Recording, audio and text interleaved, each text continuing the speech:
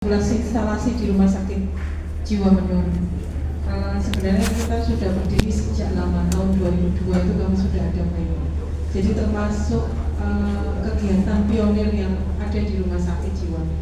Karena persyaratan untuk menjadi rumah sakit jiwa harus mempunyai minimal pelayanan di Namsa minimal 10 bed.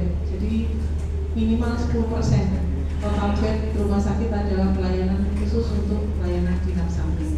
Jadi sejak awal itu mulai diaktifkan dan akhirnya berdiri menjadi sebuah instalasi. Sempat kami mengalami kemunduran luar biasa di era COVID, tetapi tidak menyurutkan kami untuk tetap melakukan layanan rehabilitasi. Dari total 5 pasien, akhirnya sekarang berkembang menjadi 44 pasien. Dan layanan kami ternyata berkembang menjadi sebuah layanan adiksi, tidak hanya narkoba tetapi juga adiksi perilaku, karena dari penelitian kami 75% pasien yang mengalami adiksi narkoba ternyata juga adiksi judi. Jadi 75, hanya 25% yang tidak. Jenengan nanti akan bisa bertemu dengan teman sejawat satu pendidikan, satu prodi, alumnus sarjana S3, sarjana S2 S3 hukum, dengan judinya dan sapunya yang luar biasa. Satu judi 3 bulan sudah habis 16 miliar. Jadi sudah luar biasa beresiko ke arah kehancuran, ke arah masa depan. Jadi konsep rehab kami adalah konsep family. Jadi kita adalah mengutamakan dalam keluarga.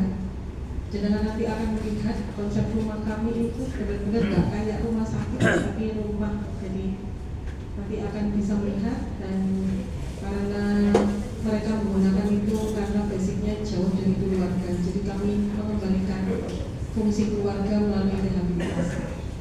Kombinasi rehabilitasi kami tidak hanya rehab medis, tapi juga rehabilitasi sosial. Saya memperkenalkan kepala ruangan kami, Bu Madiah. Beliau adalah kepala ruangan kami sekaligus yang sudah pernah magang di Indo 3 bulan. Jadi bisa merasakan seperti apa rehabilitasi yang berbasis sosial. Jadi kami merupakan kombinasi yang sudah kami lakukan lama dan sudah mulai banyak yang melakukan kombinasi ini, salah satunya di tempat rehab yang lain. Jadi monggo nanti supaya bisa melihat berinteraksi mungkin, tetapi nanti akan ada tim kami membagi kecil-kecil karena itu tadi berbeda dengan pusat layanan rawat inap jiwa yang lain. Jadi pusat rehab kami itu memang agak semi close, tapi open ya, close istilah kita gitu. Jadi nanti interaksinya mungkin akan sesuai dengan aturan yang ada di pusat rehabilitasi kami. Terima kasih. Mau ada pertanyaan atau mau penasaran melihat langsung, monggo. Kami sudah siap dengan teman-teman tim di belakang. Ya. Ya, Bapak. Dari mana Bapak?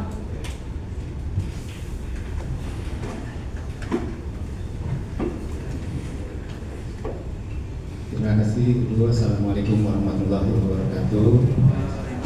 Saya salah satu peserta dari Yayasan Sinergi Lintas Generasi. Sangat menarik apa yang tadi disampaikan oleh Ibu. Jadi yang ingin saya tanyakan mungkin untuk anak-anak kami, mungkin untuk lingkungan kami mengenai penyakit jiwa mental gitu ya. Kira-kira apa sih penyebabnya Bu? Apakah kita semua punya peluang terkena penyakit jiwa itu, ya, atau penyakit mental itu? Apakah kita punya peluang? Kira-kira apa sih ininya, indikasinya gitu, supaya kita umpamanya mengalami itu bisa mengatasi, dan bagaimana sih cara mengatasinya gitu, agar kita terhindar dari kena penyakit mental itu.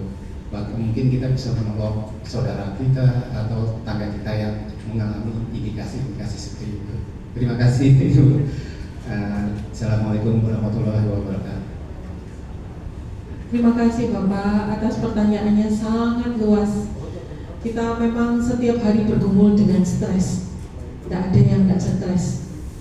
Tapi saat kita kayak danau, kita lempar batu ya, danaunya itu langsung bergerak.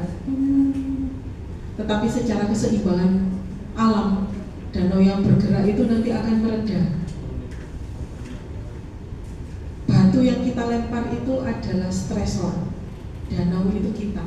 Kondisi stresor selalu ada, tetapi tubuh alam akan melakukan sebuah keseimbangan untuk mengatasi stres yang timbul itu. Nah, proses penyeimbangan diri menjadi equilibrium, disequilibrium untuk kembali normal, itulah manajemen stres. Nah, di situ yang mungkin konsep itu yang perlu kita tanamkan. Gimana caranya kita bisa mengatasi stres?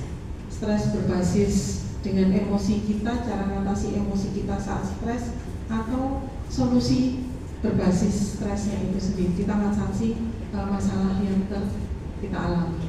Nah, beberapa anak-anak kami, istilah kami anak ya, yang di narkoba itu kemampuan mereka untuk manajemen stresnya salah. Mereka lari atau menggunakan zat untuk mengatasi perasaan yang dia alami. Saya pakai narkoba untuk mengurangi stres. Saya pakai narkoba untuk menghilangkan stres. Saya pakai narkoba untuk stamina. Saya pakai narkoba untuk jamu. Wah, macam-macam sudah alasannya.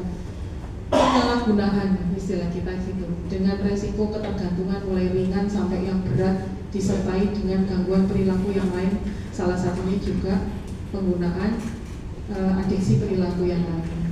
Nah, itu kemungkinan besar kalau dari kami adalah manajemen stres yang tidak adekuat atau yang tidak baik. Nah, gejala-gejala stres sama ya, seperti jenengan rasakan ya, kalau lagi kena masalah gitu, kayak turun, gejalanya bisa emosional, bisa ke arah somatik ya. Emosi mungkin kita lebih mudah marah, sedih, mudah tersinggung. Tapi gejala ke badan, kekurangan sulit untuk nafsu makan atau sulit tidur, seperti itu. Gejala-gejala yang sering kita temui, baik psikis maupun badan. Karena jasmani rohani itu kan sebenarnya satu kesatuan. Saat rohani kita stres, maka jasmani kita pun juga akan mengalami stres dan akan mengatakan. Nah, itu saat seperti itulah psikosomatik berkata. Makanya jika sakit perut tapi kok diobati gak sembuh-sembuh, dokter penyakit dalamnya kontrol, mungkin konsul jiwa. Sakit sesek, dredeg, dikira sakit jantung, panik ya, gak bisa nafas, diperiksa gak ada apa-apa. Nanti dokter spesialis jantungnya atau dokter yang lain berkata konsul ke penyakit dokter spesialis jiwa. Nah, itu istilah kita karena memang ada beberapa gejala stres atau gangguan jiwa yang memang dilambangkan atau ditampilkan ke kondisi fisik. Nah, kolaborasi kami ada di situ. Makanya rumah sakit jiwa, kok ada dokter paru? Lah ya apa?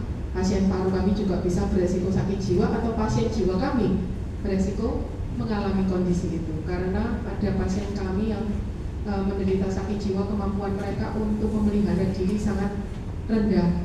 Jadi kemungkinan mereka menderita sakit itu lebih tinggi daripada orang yang normal karena ketidakmampuan mereka untuk memelihara atau mengatakan kalau mereka sakit. Pasien saya datang ke sini marah-marah, bilangnya di perutnya ada naganya, ngakot-ngakot naganya. Waktu kami periksa ternyata apa? Usus buntu, Bu. Nah, itu kalau nggak ngerti kan ya nggak tahu, dicek darah, loh, untungnya ada dokter bedah di sini, ada dokter itu ya. Sakit, nggak ada batuk, tapi